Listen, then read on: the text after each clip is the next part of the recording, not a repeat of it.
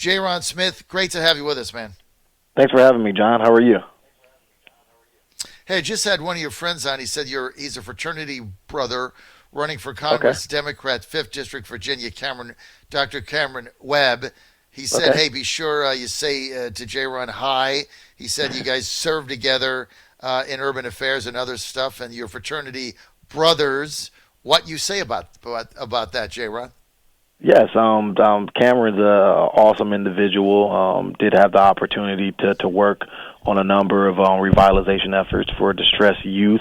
Very talented individual. Having served as a doctor and a lawyer is very unique for individual. Tell us about the Democrats' plan on eliminating single family housing. Jeremy, this has really gone under the radar screen from a lot of people. We're not talking about it. We're talking about the riots and cops getting beaten up. Another shooting last evening. Guy in Portland shot. Cities burning down. That's we've been engulfed with that. But the Democrats have slipped in this housing mandate in their platform, which basically they want to eliminate the opportunity to zone for single family housing because they say it's inefficient and it's discriminatory and racist. What is this about, Jay Aron? Well, I can tell you this, that there's a number of different communities that are majority African American, number of different suburbs that are majority African American, and it's really just being able to decide how you want your community to look. Many people want a community full of homeowners, and I don't think it's really about race. It's just about choice. If you want to have more of an urban feel, you move to the cities and you live with diversity of different backgrounds.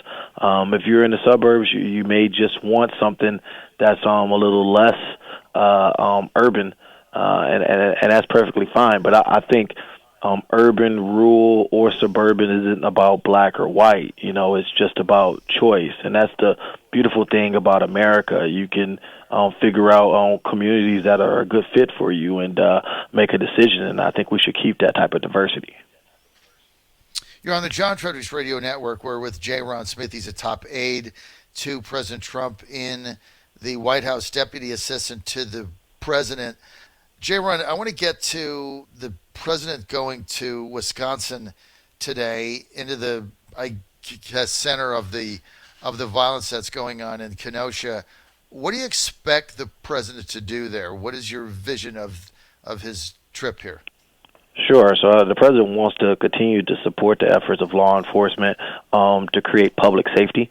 We, of course, are very supportive of people's basic First Amendment rights to protest and peacefully assemble. But we recognize and we affirmatively disagree with protests that leads to riots, protests that are vandalizing, or protesters who are attacking police officers. That of course is anarchy, and we are supporting those law enforcement agencies that allow for those peaceful protests and ensure that individuals' public safety is not put at risk. And specifically in Kenosha, because of the president's leadership and sending the National Guard there, you've seen peace in that local area. And unfortunately, like I said, outside agitators, it's been the story of almost every American city where it's not even individuals that are from the localities, but outside agitators that are coming in to cause violence and cause anarchy. And that's not the way that we want to move forward. Are we going to try to figure out who is funding all this stuff? Because one of the things that Senator Rand Paul said on one of the news shows last night I thought was interesting. He's like, we really need to find out who is funding these people staying at $300 a night hotels, flying them in to D.C. Of course, if you were part of the president's speech Thursday night. Many of us trying to get out of there was shocked at the violence that was going on 2 blocks away. You couldn't get to your hotel. I couldn't get to my transportation. I mean, I left at 11:30. I got home at 2 a.m. and I'm by the Capitol.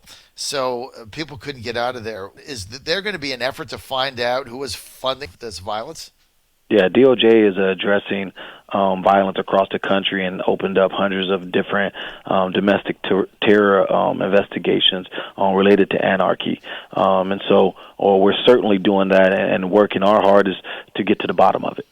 The president has asked these governors to partner with him in calling in the National Guard, whether it be Wisconsin or Oregon, California now and LA, etc.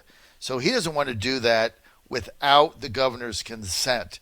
So for the governors and mayors that don't want them in Portland or Seattle, etc., how does this play out? I mean, is the president determined to just wait for the governors to act first, or do you see a time where he just might send the National Guard in and employ that act that he can do, and just send them in, or is he going to continue to wait for the lead from the governors?